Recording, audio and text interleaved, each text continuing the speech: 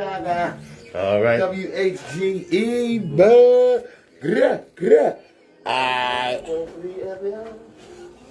You ain't never get this cover situated. What's that? I told you it's blurry. Oh, it's still blurry? Nah, I ain't get that. I gotta get a new cover on there.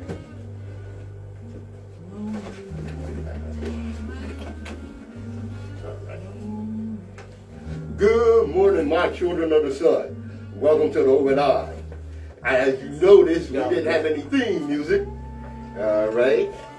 I'm your third eye optometrist, Patrice Gibbs, joined by my partner in consciousness, Nsoromma. What's up, brother? Wagwan.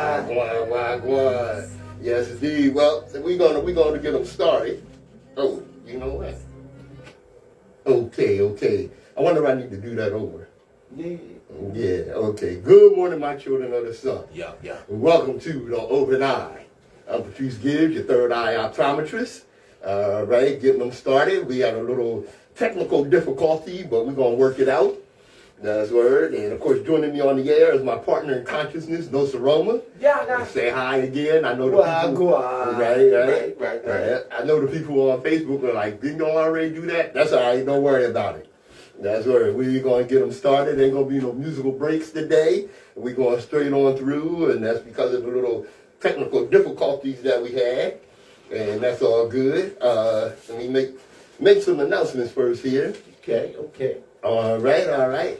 Eastside Pride meeting. That's every Tuesday, 7 p.m. to 8:30 p.m. It's at the Central Baptist Church Annex. That's at 9th and Pine Street. That's catty corner from the radio station. Everyone welcome with an addiction, whether it's drugs, alcohol, or cigarettes. Speaker and step meetings, coffee, tea, snacks, and desserts. And will be a free will offering. If you are sick and tired of being sick and tired, this is the meeting for you. Help spread the word. That's the Eastside Pride Recovery Meeting. That's every Tuesday. Can anybody go? Anybody can go. Like it was only sick addicts. Can anybody go? Anybody can go. You might have somebody in your family that's not all is willing welcome. You don't have to be an addict. Right. Okay. Right. You don't have to be suffering from an addiction. You can know somebody suffering from an addiction, and you can learn how to deal with that by attending the Eastside Pride Recovery Meeting. All right. Right. Coming up next Saturday, that's a week from today, on September the 10th, from 12 p.m. to 7 p.m., the 26th Annual African American Family Festival and 5th Annual Taste of Africa. True. All right. It will be at 11th and Kirkwood Street, and there will be performances by Vintage, the Wilmington African Drummers, and Implosion, featuring my man Nsoromma, Your boy. yes indeed, and his partner on the mic, Smooth. Don't miss it. You don't want to miss it. All right. We got a lot going on. One of the things I'm going to deal with is something we talked about last week. What? And we talked about this off the air, brother.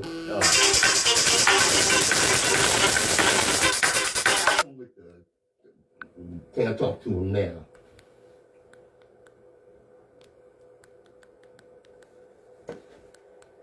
All right. He's gone. Okay. All right. Where was it? Last week, we talked about Reverend Chickenfoot. Yes, Lord. Dealing with his need for trinkets. All right. Who was this fool? Forgot his damn name. Oh my God. Yeah. Reverend Chickenfoot. Reverend Chickenfoot. Colton Funderburk. He's the senior pastor at the church at the well. All right. I wouldn't dip my bucket in that well for all the coins and anyway. Well, he berated his congregation, called them cheap, busted, and disgusted, and they weren't honoring him because they didn't buy him a Movado watch. Wow. Yeah, buddy. Well, there's some more controversy going on in his church. His associate pastor, Right. beautiful young lady, married the church elder, a young brother. He's an elder in the church. And they were married for about 2 years. Right. And she disappeared. Disappeared? Yeah. Elder Chicken Liver said, I don't know what happened. You know, and the cops kept pressing him. And, I don't know what happened. What? Yeah, his wife disappeared. Wow. Well, the more they talked to him, the shakier he got, and the less credible his story sounded. Wow. Well, his boyfriend, you heard what I said? His boyfriend. His boyfriend had a problem with him getting married, and they threatened to expose him if he didn't do something about her. Wow. So he killed her and Wow. took her out in the woods and tried to hide the body. Man. Whew. But Reverend Chickenfoot up here preaching about needing a watch instead of preaching about some morality. Wow. With his own damn elder who murdered his associate pastor. Damn. Man, you wonder why the black church is such a doggone mess. No, that's crazy, man. That is crazy. Wow. That is absolutely crazy. That's something Messy. yes, indeed. That's something we need to get with. We have amongst our people, these people that are calling themselves FDA, Foundational Black Americans. And what they're basically saying is they have no connection to Africa. When being born and raised a Pan-Africanist, understand that all of those outside of the motherland are still African. If you capture a lion and put him in the Bronx Zoo, and he mates and has children, or cubs, lion cubs, they're still African lions. Right? I'm still an African lion. The biggest country in Africa that the United Kingdom colonized, the United Kingdom, Britain, Right. is Nigeria. The biggest country that the United Kingdom colonized in Asia is India, which then comprised of Pakistan and Bangladesh. When the UK came into Nigeria and India, like all other countries they colonized, they brought along their technology, their religion, Right. and culture, names, dressing, food, language, etc. Right. Okay? Try as hard as the British did, India rejected the British religion, names, dressing, food, and even language. But they did not reject the technology. Okay? On the other hand, Nigeria embraced, to a large extent, the British religion, the British culture, names, dressing, foods, and language, but rejected the British technology. The difference between the Nigerian and the Indian experiences is that while India is proud of its heritage, Nigeria takes little pride in its heritage. A situation that has affected the nationalism of Nigerians and our development and their development as a country, as a nation. And let me tell you something about Nigeria and about African countries. Right. Their boundaries were drawn up by the Europeans.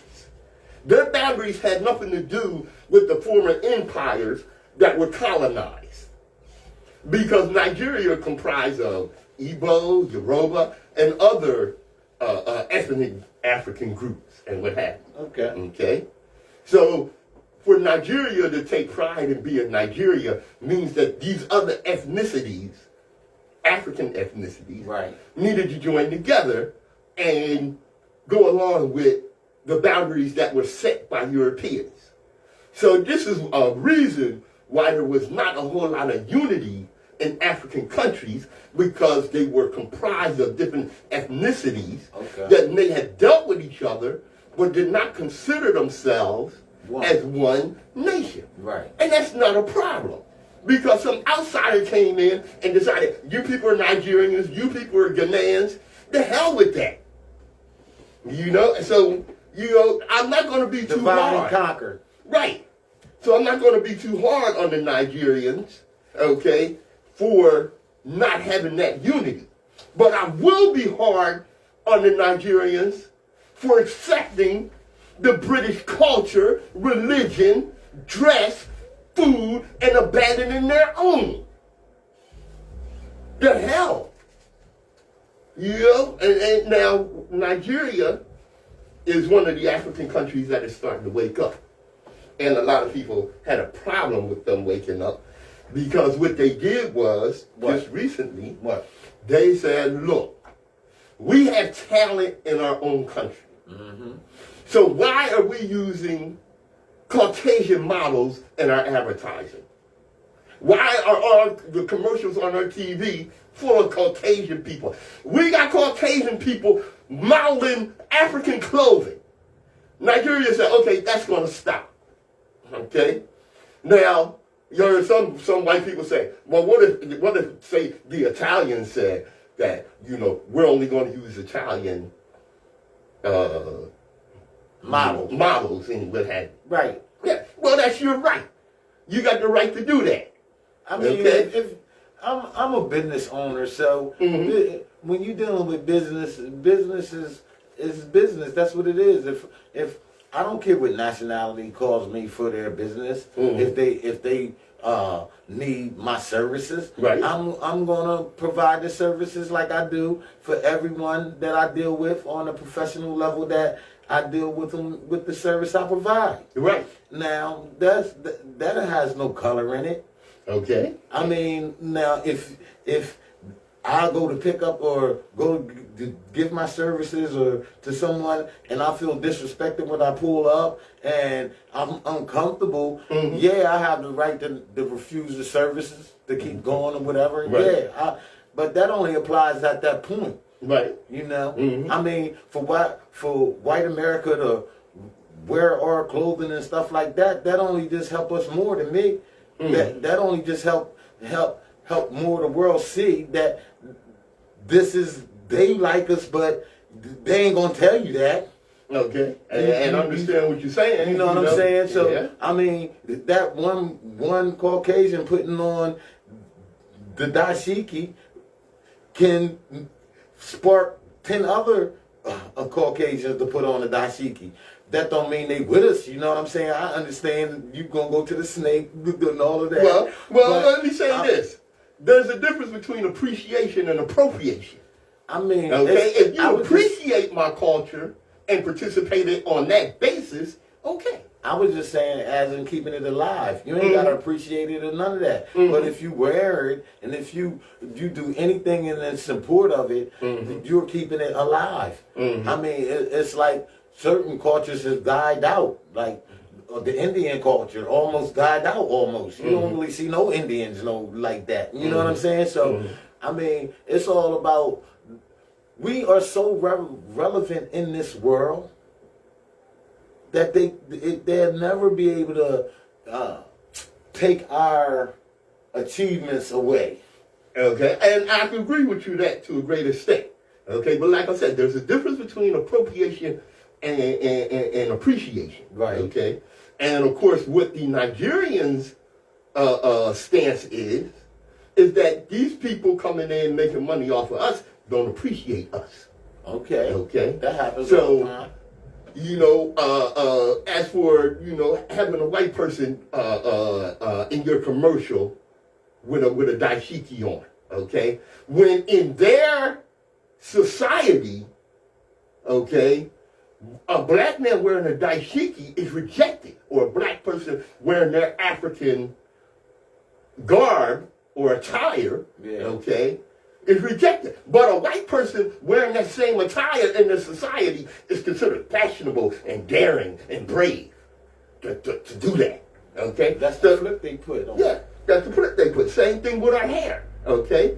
A black woman wearing her hair as it naturally grows from her head instead of wearing it the way Caucasians wear it, okay? And be sent home from a job is so crazy that American states and cities had to institute what's called the Crown Act. And the Crown Act makes it illegal to discriminate against a black person for wearing their hair the way it naturally grows from their head.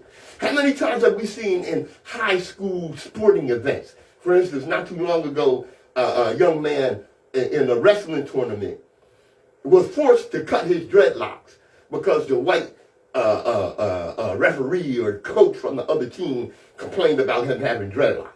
But then you go to school Monday morning and some white boy in there or some white girl with box braids or dreadlocks is considered fashionable or daring.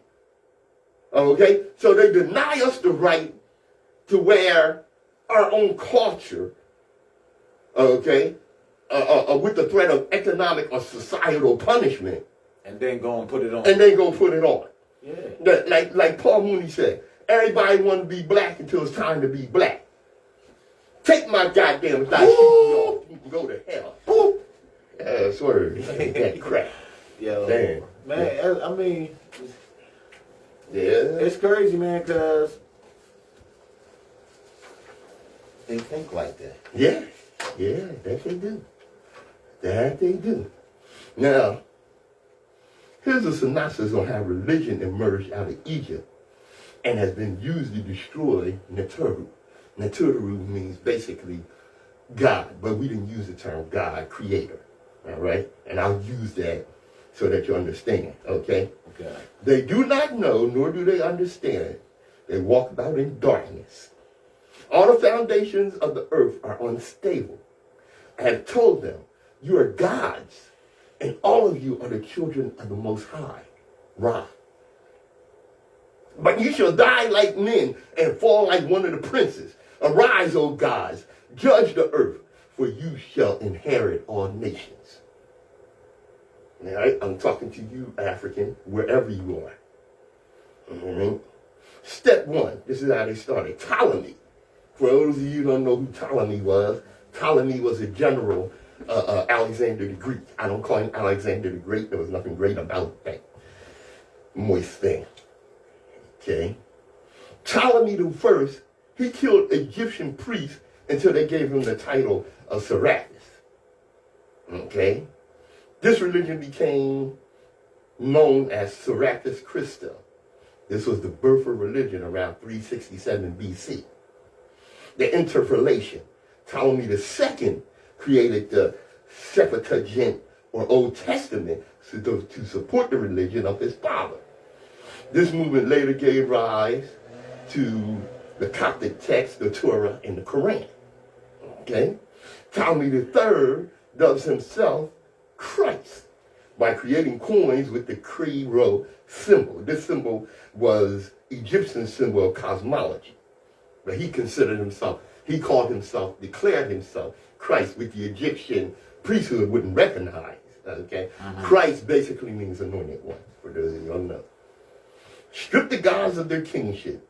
Jews emerged on the scene as Pharisees and Sadducees, the chosen ones, and the righteous blood wars begin. Philo the Jew rewrites Egyptian literature, but still gives credit to the Egyptians. Okay? The Piso or Flavius family creates the New Testament. Then along comes Constantine, and he forces the world into a religion based by the Greeks turned Jews.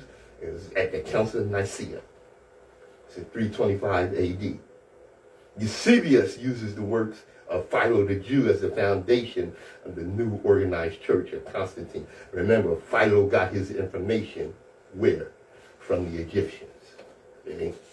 And what I want you to understand here is the mission of the Europeans had been thorough. Right. All right? We no longer remember or believe that we are the gods. And there's a science to being a god. According to Herodotus, the Greek historian, the Egyptian priests possessed supernatural power. Okay? For they had been trained in esoteric philosophy of the greater mysteries and were experts. They had the power of controlling the mind of men. And unfortunately, they taught that to the Greeks. The power of predicting the future, prophecy. Okay? So let me tell you something about prophecy. What people don't understand about prophecy is you can set a condition and work things in such a way that down the line there will be results. What prophecy actually is, which we are mistaken for prophecy, is long-term planning, which is what we used to participate in, which we no longer do. And this is where it puts us. Let me explain where that leaves us. There's no place in Black America. This is a quote from Umar Johnson. I have my problems with the brother or whatever, but the brother gets something said. He's a very astute social observer. Okay. There's no place in Black America you can find the 4 essential institutions needed for community. What are those 4 essential institutions? A bank, a school, a supermarket, and a hospital. Right? You know why that's ironic? Because last year, Black America spent $2 billion on Air Jordans. I didn't know people were still wearing Air Jordans like that. Almost that. Yeah. $4 billion on liquor and alcohol. Damn. $4 billion. They getting dirty. Yeah, man, they getting lit. Y'all getting drunk as hell. No. Damn. Wow. Man. $600 million on fast food, which is why some of y'all run around so obese. Wow. And we bought twice the amount of Mercedes-Benzes as white America, although white America has twice the wealth of black folk. So the question becomes, why? What is it about the Mercedes-Benz that makes it so attractive to African Americans, even when they can barely afford it? See, it's because it's a status symbol. That's all. One thing we know about oppressed people, when you can't enjoy true freedom, you surround yourself with the symbols of that freedom. That's why the Louis bag is so important. That's why our children will kill for Air Jordans. It's not the sneaker, it's what it represents. If I believe I'm worthless, that means I can only add value to myself by what I put on my body as opposed to what I put in my mind. And that's a problem that we have. We're too interested in status. And don't get me wrong. Don't get it wrong. Don't get it mixed. Okay? If you own a Mercedes, like Brother Nsoromma, who owns 4 or 5 cars, got 3 businesses, 4 businesses. 17 jobs. 17 jobs. 17 jobs. Not only that, but supports his children, pays his bills, and not only that, but is able to support others in the community. By all means, get you a Mercedes. Because a Mercedes for Brother Nsoromma does not dictate his status. What dictates a brother like Nsoromma's status is what he gives back to his community and how he educates his community. Okay? The best thing you can give back to your community is education. Gee whiz. That's the only tool that they can use forever. Yeah. And they can carry forever. Mm-hmm. And me having a Mercedes-Benz, that was a strategic move. Only because when you have a Mercedes-Benz, when your car breaks down, you take it to the shop, they give you another car. Mm-hmm. So I'm not without a car. I heard that. You understand? I heard that. My business calls for a car. Mm-hmm. So you got to make strategic moves and strategic planning to make it keep working and invest in your money in the right things. You know what I'm saying? Right. Air Jordans don't do that. You know what I'm saying? And I'm like, where we spend our money, we don't get anything back from us spending our money. And we got to start spending our money more wisely so we can receive things back. We can set up businesses and things where we can take from our business and give this particular hood football team money to get their uniforms. You know what I'm saying? It's that's the way it's done. You know? I heard that. Now, something else, he mentioned education. All right? And this is something else I got to bring up about education. Last week we talked about President Biden giving $10,000 or cutting $10,000 off of your student debt, which doesn't mean a whole hell of a lot if your student debt is $60,000 or $80,000. Okay? I hate their shenanigans, man. Oh yeah. Oh yeah. You can give Ukraine $40 billion, but you can't clear all the debt for the American students and let them start over from scratch. And boom, I mean, I don't get it. Giving another country $40 billion to our own family. This is supposed to be his family. Yeah. America is supposed to be his family, and this is the way you do your family. Yeah. No wonder Well, my let man was on drugs. me tell you. Into drugs. I heard that. Let me tell you why. Okay? And remember, when he said that, it's a little $10,000, right? The Republicans, those on the right, oh, they pitched a boogie about that. Yeah, get them $10,000. I went to school and I paid my own student loans off and I paid my bills. One of the people that said that, Lauren Berber, she said she went to school twice and paid it all off and this, that, and the other. Come to find out that husband ain't got nothing but a GED and she just got that. See, it's amazing how dumbass people vote in dumbass people. I mean, if I think politics shouldn't be called politics. It should be called the best actors. Best actress. Mm-hmm. You know, because they put on this persona like they gonna act like they gonna do what they supposed to for the people that vote for them, and then they get in and turn their back on you. Yeah. I mean, Damn. that's when the stoning should come in. You're not representing. You taking them to the street, uptown, in the middle of the going back to the old school things that used to have to get done for the people to be appreciated. Indeed. Well, historians remind you What? that when the student body was predominantly white, world-class public universities like Berkeley charged no tuition. Today, student debt is a product of underfunding of education right as integration began to take place. See, here's the thing, right? When these schools like Berkeley and education opened up to black people, all right, racist white people said,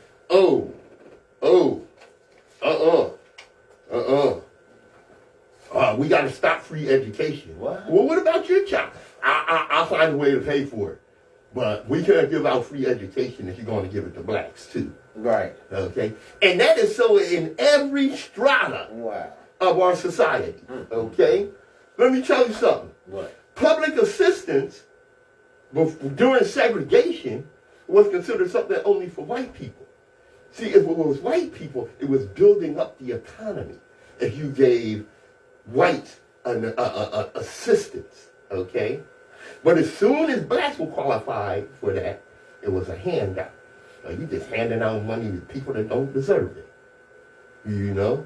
And this is still, like I said, in every strata, from the Homestead Act, where they gave away land to whites, to the GI Bill and the VA Bill, you know, where no interest loans or even grants were given to veterans and what have you, so they could buy a home. Places like Levittown that sprung up. Levittown being the first middle class suburbia. Okay? Whites only. Okay? As soon as these things opened up for black people, you could start getting gated communities. You started getting deed restrictions and all kind of crap like that. All right? I heard a white guy in Kentucky, he's a right winger. And I mean, stuff is bad in Kentucky. I mean, for blacks, whites, or whatever, you poor in Kentucky, you poor. Okay? You look, like Sanford and Son said, we couldn't afford to be poor. We were poor. Right. All right? So they ask him, how could you continue to vote Republican when you're not getting any help? Jobs are leaving, this, that, and the other. He said, we don't mind if it hurt us as long as it don't help them. Okay? And that's the sickness. That's the sickness. All right? Now, I don't know if you heard the quote from Jay-Z. Which quote? He said that if you call me a capitalist, it's as bad as calling me the N-word, and calling me a capitalist, you know, it's just a monkey. And just, I mean, Jay-Z, what the hell are you talking about? You are a capitalist. You're in a capitalist society. Okay? But guess what? What? I'm not a capitalist. What? Yo, a lot of people. Yeah.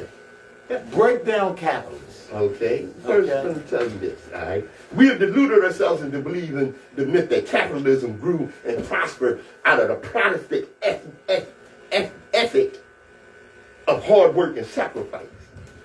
The fact is that capitalism was built on exploitation and suffering of black slaves and continues to thrive on the exploitation of poor, both black and white, here and abroad. That's a quote from Dr. King. Okay? Capitalism requires, like I told you, a level of victimhood within our society. Now, I don't know who needs to hear this, but you're not a capitalist. You're a salaried employee working in an industry owned by an actual capitalist. Yes, Jay-Z, you are a capitalist.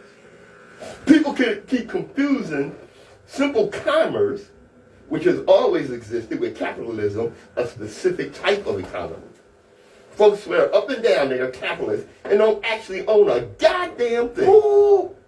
The people who have the power to repossess your belongings as units of payment are capitalists.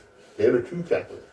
You're a worker and a consumer trying to be in false class solidarity with billionaires.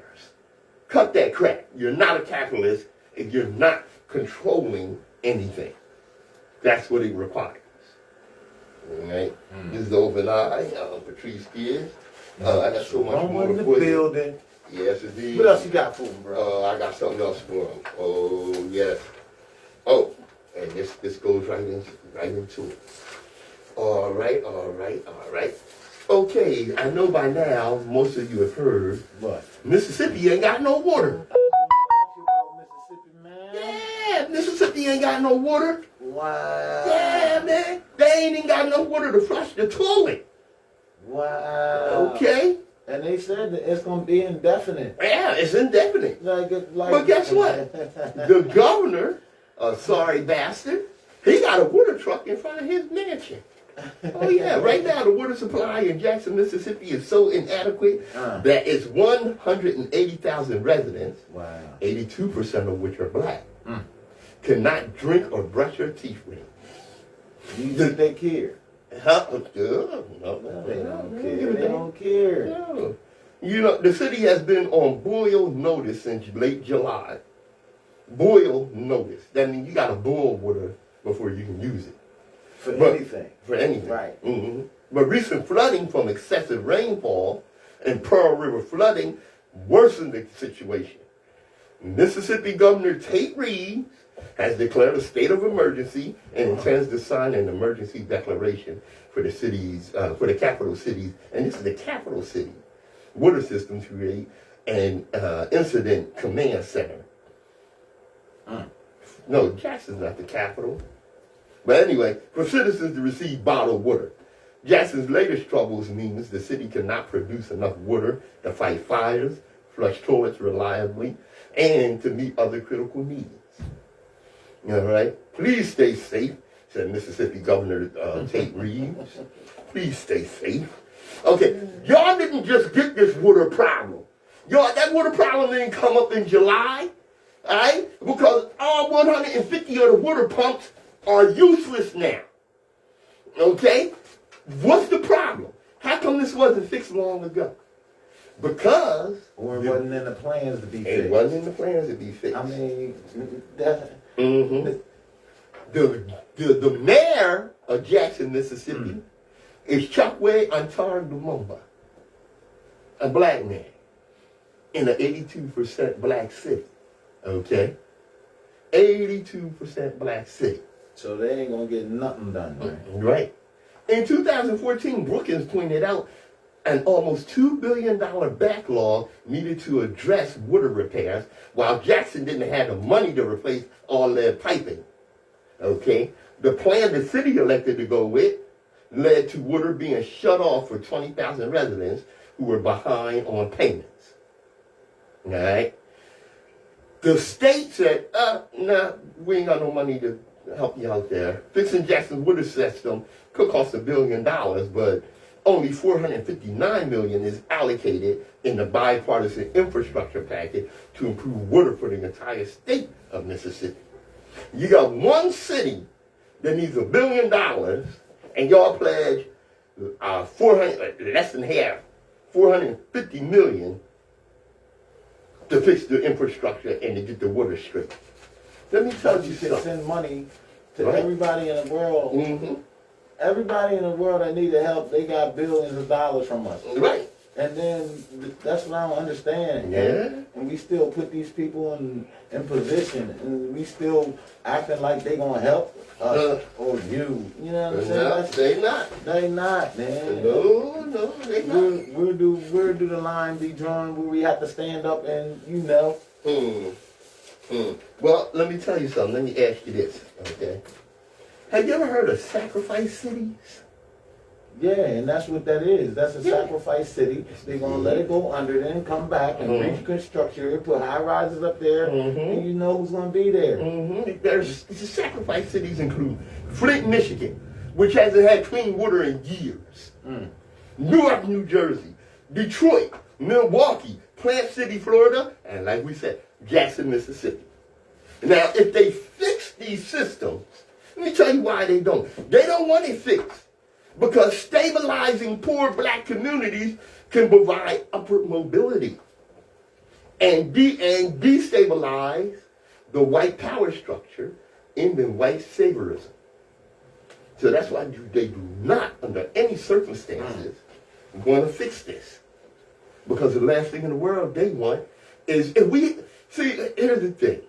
If we have stable communities, okay, like I mentioned, all right, a lot of our communities here, we're a little lucky, all right, in that we don't have food deserts on the level they do in other places. Right. Where you can buy fresh fruit and what have you. Right. All right. A lot of black people shop where? Adams Ford, Thrift Club, what is it, Thriftway or The whatever? dollar stores. The dollar store. And Dollar Tree. And Dollar Tree. And You're Dollar eating Bucket. processed food and you're ruining your health with that crap. And it's like a day before it expires. Yeah. So, Yeah. I'm like, You know? Now I see a lot of churches that give out food and what have you. Okay? Well, a lot of that food is donated to them. And there's something significant that Nsoromma just said. A day before it expires. All right? So you're going over there getting some free food and basically the next day, it's no good. but you put it in the refrigerator and freezing and not even looking at the date. Right? I mean, Yeah. they tear us up, man. They target us. They do. And they put it to us, man. Yeah. And you know, Yeah. that's crazy. And we letting them. And we letting them. And we letting them. Help them and everything. Yo, when the closet open, I'm gonna come over there. Yeah. We participate You in our got own spoon meat over demise. there. You got some spoon meat. I need some spoon meat. Yeah. You Come know? on, man. You know? Or you I mean, buy it's good at the corner intentions. store. It's good intentions, but they don't have the right people giving it to them. Right. You know, Right. Yeah, I mean, You when know, the right the people ideal give it is to right. you, yeah, the ideal and all that, Mhm. it looks good and sound good, but Mhm. when you get the product and it's the product garbage, it's garbage. You know, Right. that's what I mean. Yeah. Yeah, I mean, Now, here's something real crazy, all right? And this is going on right in the building that I live in. I know one of these people, and he's a white dude, that he goes around to these different places where they give stuff away, right? and he holds it and hoards it and freezes it. Mm-hmm. Okay?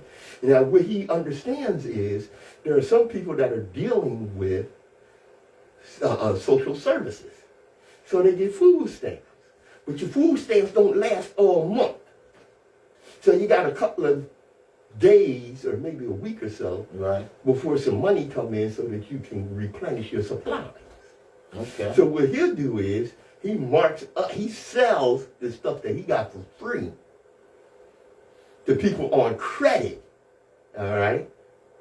He sells this stuff to them, you know, on credit, so when they get their money on the first of the month or Give me third, mine. Give me mine. give me mine, give me mine. But that's 100% come up. Yeah. That's one of the ultimate hustles. Yes, it is. Street hustles that you do, Mhm. living on the street. Mm-hmm. You And know. you're a rotten bastard for taking care of people's poverty. Yo, hear that laugh? That was sinister. Yeah, the thing is, I caught myself. Now, I tell you this. All right. Ohio. Columbus, Ohio. Okay. In the last, week or two? What did they do in Columbus? Oh, they've had at least 3 unarmed people murdered by race soldiers, by the cops. What? I heard about one, the dude broke in the cop went in the house, not less than 1 second, shot the guy. Yep. Yeah. Yeah, the young man, he was in bed, and the cops knocked on his door. He had an outstanding warrant or whatever. An outstanding warrant is not a death sentence. And the cops do not get to play judge and jury and executioner. Okay? So they broke in this man's house, didn't give him a chance to respond to nothing. A second after the door opened, they shot him. And what the police union said was that, well, you know, they didn't know what kind of danger he is after all, one for a warrant, for a misdemeanor, okay? But they didn't know if he was going to, they opened the door and he was going to start shooting or what was going to happen. Give him a chance to shoot first. Yeah. Then you respond. Give him a chance to respond to the fact that you're there. The man woke up and looked around and said, what's going on? Pow, pow, pow, pow, pow, pow. That's what's going on. Murder.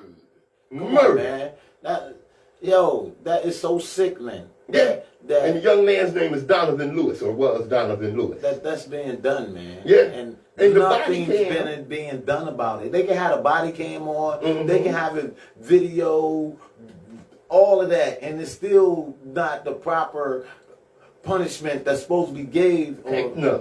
You know what I'm saying? You know? And he said, you know, well, he had a vape pen and looked like a So gun. what? Okay? Let me tell you something. When you have black skin, anything in your hand is a weapon. Your fingers is a weapon. Your fingers is a weapon. And you can't ball them up. You got twist them up. So like you handicapped. Mm-hmm. They might still shoot you then. Yep. You know, and like Nsoromma said, you know, he was sleeping. And the body cam shows Officer Anderson, who's not a rookie, all right, 20 years on the force or whatever, opening up the door to a bedroom where Lewis 20 was sleeping and shooting him within approximately 2 seconds. But you never think of the inside thing that could have been a hit. Exactly. Somebody could have been after him. Somebody needed him silenced. You know, we never think of that. We just only go, he killed the black guy. You know, no, they be purposely put in position to assassinate certain individuals like that. I mean, that's being done all the time. That's terrible. And see, the thing is, now, this was a young man, 20 years old, okay? And you got to understand why they do things sometimes, okay? He may not have been involved in any social justice or anything like that, but somebody close to him could have been. And killing him will stymie them. Right. Because now they're dealing from a place of emotion and pain. So how they going to get out in the community and deal with what everybody else is? This is your warning. This could be you. This could be you. You know, that's what I'm saying. That's what goes down. That's what goes down. It's a vicious world out here. That it is. And they are the most vicious. They the ones that hung us. They the ones that dragged us. They the ones that put us in slavery. I mean, we got to know what we're dealing with. You know what I'm saying? That's what they're on sure. That's why they don't want that Second Amendment to go through. You got a right to defend yourself against them. Well, the Second Amendment is law. Right. And they trying to get rid of that. They trying to go against the grain with that. Well, see, the thing with the Second Amendment is, okay, for one thing, this ideal that you have a right to bear arms, okay, related to the militia. And actually what it was about putting white people in a position to have weapons so that if black people got free, they could kill them. How did the Ku Klux Klan come about?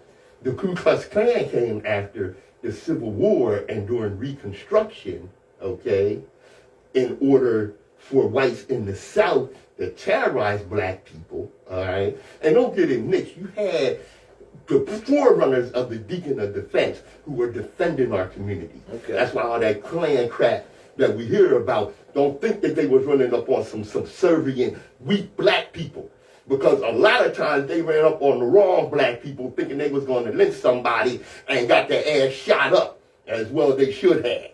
The thing is, with those of us that are for gun control, realize that crazy people like the Ku Klux Klan should not have access to weapons. Righteous people who obey the law and obey the rules of brandishing firearms, by all means, should be in a position to protect themselves against fools like the Klan and the Proud Boys who illegally obtain firearms and giving the teenage kids that they've been brainwashed to run up in our community and shoot people should not have access to guns. But those of us, like I said, who are sane, who are trying to protect our family, by all means. I was meaning as far as how did they get their so-called strength? The so-called police. This is what I heard. I heard so-called police gave them, told certain, go in your house, get a sheet, and I'm going to deputize you. Okay. And you know what? I'm going to go over the history of the Klan another time. Like that. But I was like, yo, yeah. The government put them in effect. That's what I was getting at. Okay. Because basically, they try to deputize them or something, right? No, they didn't deputize them. What happened was we had Reconstruction. Okay. After the Civil War, we had Reconstruction in the black community. Okay. Okay. Being the resilient people that we are, right? During Reconstruction, people who had just a few years ago were in slavery, all of a sudden we popping. Don't take us long. Don't take us long. We get okay. Yeah. So they had to do something about that. Okay. And so this is, how the Klan in the South came along, was to do something against the economic power that black people were achieving within a few years of slavery. Okay. Wow. And that brings me around to this, because we get ready to close them down here. And I got some other stuff we'll get with you next week. But I'm going to get deeper on that history. All right? One of our biggest problems. Just one of them? One of them. Oh, okay. Just one of them. One of our biggest problems, okay? And this is really fairly recent, since integration. Okay? We've been robbed of our knowledge of managing a state. And as history shows, the African was very good at managing a state. From ancient Nubia through Kemet to medieval Benin to Songhai to Mali, Ghana, and the South during Reconstruction, we knew how to manage a state. Right. And that's what we were robbed of, especially during integration, of our ability to manage a state. Okay?